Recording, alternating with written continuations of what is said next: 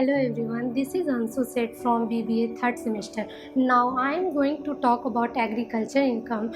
Before talk about agriculture income, let's talk about income.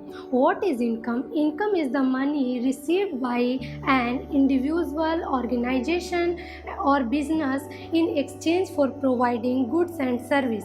It can come from various sources such as a salary, wages, profit and dividend. According to Income Tax Act 1961, there are 5 heads of income: income from salary, income from business profession, income from house property, income from capital gain, and income from other sources.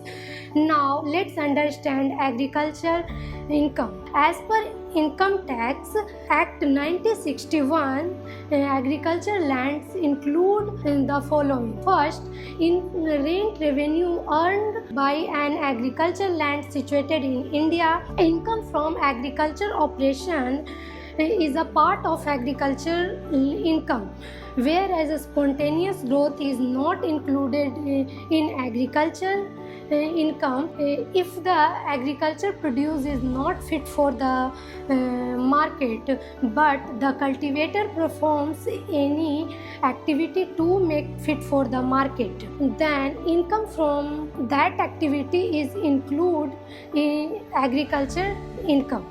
Income from farmhouse is treated as agriculture income if the building owned by the cultivator or receiver of rent.